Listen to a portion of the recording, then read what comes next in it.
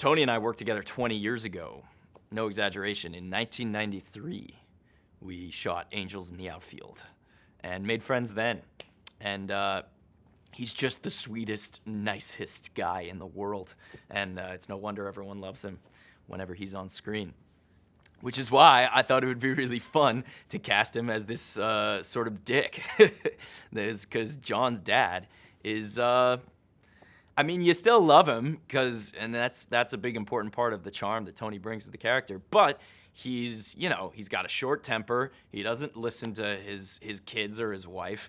He's sort of a lecherous dude and is all but hitting on his son's girlfriend. And yet you continue to like the guy, and Tony found that balance.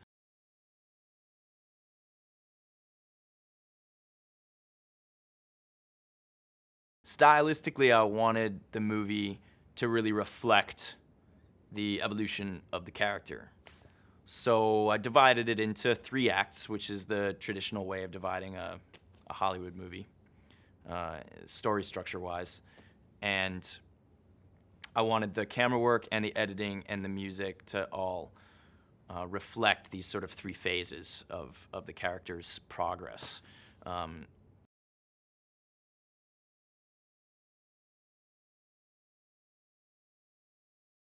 At the beginning, when you first meet John and he's just doing his thing and he's in his normal life, the camera is really kinetic. It moves a lot. The cutting is very fast, and the music is made out of these big, shiny synth sounds.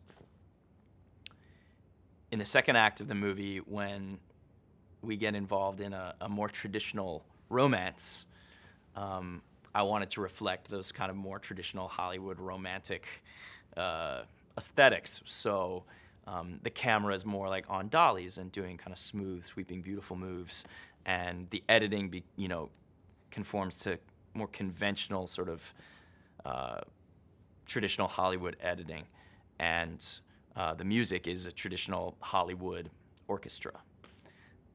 Then in the third act, once things are sort of becoming more honest and John is starting to break out of his mold, I wanted everything to feel more organic. So the camera is almost all handheld. The cutting is a lot more sparse. There's far fewer cuts. And the music is also a lot more sparse, and it's just played on a few guitars.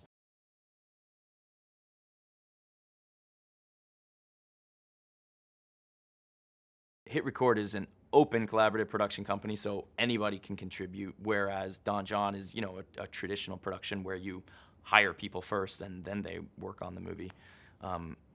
But besides that distinction, there's actually a lot of similarities, because making a movie is very collaborative. Even though I wrote it and directed it and acted in it, so many artists contributed so heavily to this movie, whether it's, the cinematographer Thomas Kloss, or the editor Lauren Zuckerman, and the production designer Megan Rogers, or the composer Nathan Johnson, or, Leah, who did the costumes, and Marion Venus, who did the casting, and I could go on. And directing all these different people, all these creative minds, and trying to get them on the same page to make one project. That's something that I've practiced over and over again on Hit Record.